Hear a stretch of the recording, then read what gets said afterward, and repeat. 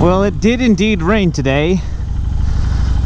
I am trying to get my bike over to my parents' house so that I can, at least, if I can't ride this weekend, I want to change the primary oil while I change the derby cover over. Figure I might as well kill two birds with one stone while I've got the derby cover off. So I'm gonna try and make it over to my parents' house before it rains on me. There seems to be a break here. So my camera is not ready for rain. I don't have a waterproof case on it, so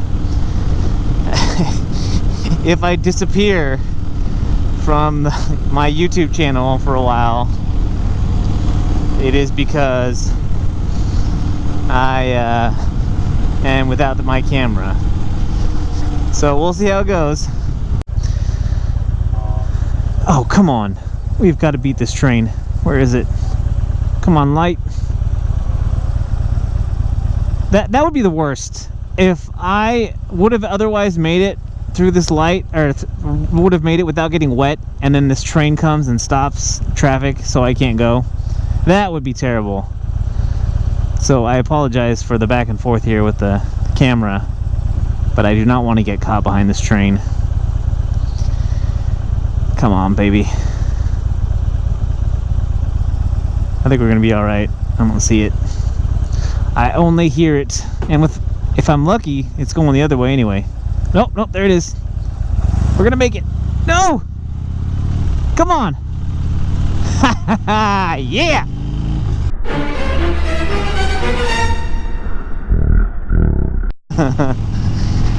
Whew, that was close. My heart's beating a little bit fast. You don't want to mess with a train. Train beats everything, right? If you're talking about getting in an accident, you're toast. Anyone is toast with a train. So I just barely made it. Here's a small win. I beat the train. I got here before I got wet, and I'm gonna go have some grub. The next day. All right, so I have a lovely assistant with me. This is her leg. This is super easy to do. Now, again, I've said this before in previous videos, but I should have gone around and made sure everything was tight, because I know that you're only supposed to be able to tighten this to a certain extent, but I'm getting really close to the oil here. This is probably not smart, but that's where the plug for the transmission oil is, and that was like hand tightened, which is not good. But draining that out now, we're going to change the derby cover. And well, first we've got to take the old one off. The derby cover is only tightened to about 84 inch-pounds of torque, which is, it's not much at all. But this one down here, I'm pretty sure should be a little bit more. We're going to consult the maintenance manual to make sure. Once we're done here, we're going to replace the engine oil, which is also really dirty. And as you can see, it's not a sunny day. It's cloudy and it's been raining. So once we're done here, if it's not raining, we're just going to take it out and get at that oil coursing through the engine. All right, should be easy enough, and next time I come on here, we'll have a new derby cover. Okay, just in case you've never changed the derby cover on your Harley-Davidson Dyna, this is the cover. Now, when you look at this online, it might look like it's metal, it might look like it's something. It is like cardboard. I don't know what this is. But this gasket around here is, I guess, what's going to hold in the oil here for the most part. So just so you know, I had no idea what to expect when I got this or when I ordered it, so there it is.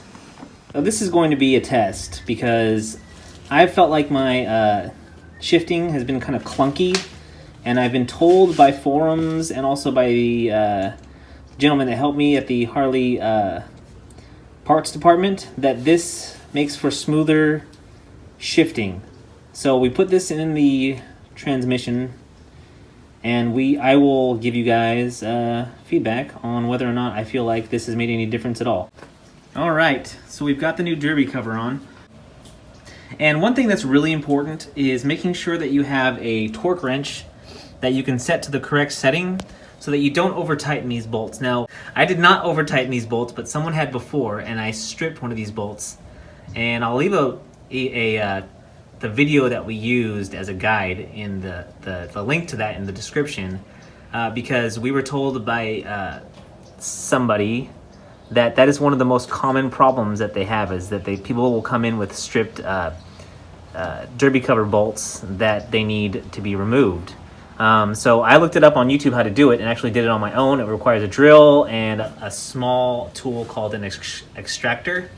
And it was really simple, but it was really stressful at the same time because I couldn't tighten the bolt tight, and I felt like I was riding around with a bolt that was loose. Anyway, so yeah, there it is. I think it looks really good there.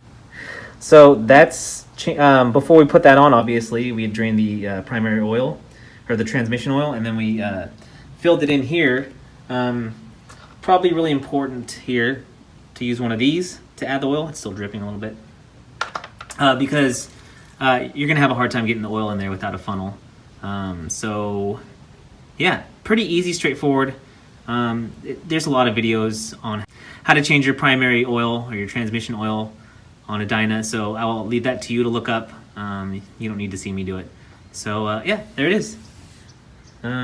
Looks nice. So no more, here's the stock one, just to give you an idea. That's what you've been looking at. And actually, you probably haven't been looking at that a lot because I don't show you don't see this view on my bike a lot, but there you go. 3 hours later. So, some good work done today. We changed oil, we're all changed, everything looks good. And the primary, or the derby cover looks great too. So, we have put on all the parts. We actually also put on the docking hardware for the backrest that I have not yet purchased, but that's ready to go. So whenever I decide to get a backrest so that my passengers can feel a little more secure, that's ready to go. So also tried out mounting the GoPro up front. Up here on the handlebars, probably can't see it in the dark, but just to see how it looked, and it looks good. I watched the video already, and turned out pretty well, even though the camera looked like it was shaking like crazy. Apparently the image stabilization on the camera is actually really impressive. So nice little discovery there. Oh yeah, randomly found the tiny little metal grommet that fell out when I changed these chrome switch caps out.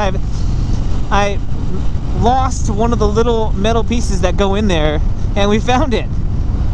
My wife was like, hey, there it is, and it was sitting there right by my foot as I was changing the oil. So nice little bonus there to find that. So yeah, we're all set. Put some Redline transmission oil in the primary.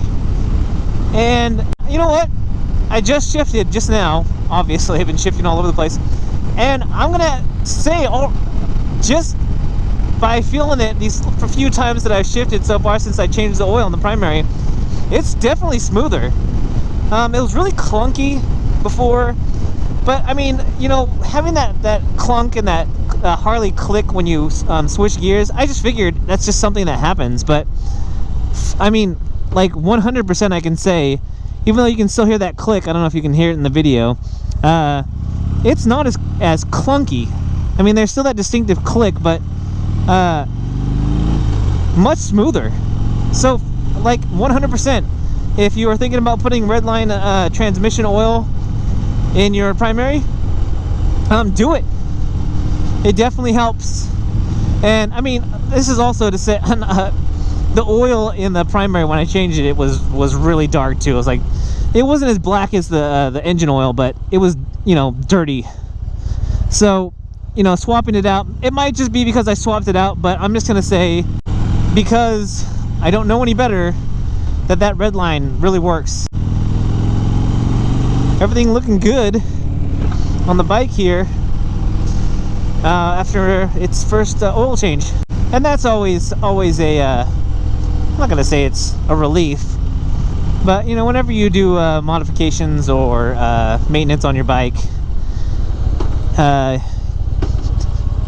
always a little, even when I take it in to the dealership, I'm always like, you know, is it gonna start? You know, is there gonna be leaks? But no, we're all good.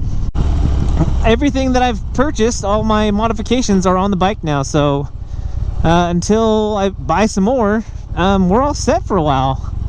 So that's good news. Hey guys, if you like this video, go ahead and hit that little thumbs up down there, also known as the like button, and if you're so inclined, hit that subscribe button as well, and come back and see me. Guys, if you're riding, be safe, and if you're not riding, you should learn how to ride and join me. This is that one guy. I'm out.